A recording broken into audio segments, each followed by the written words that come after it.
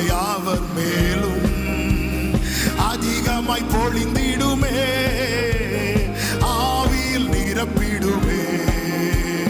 பின்மாரியின் அபிஷேகம் மாம்சமான யாவர் மேலும் அதிகமாய்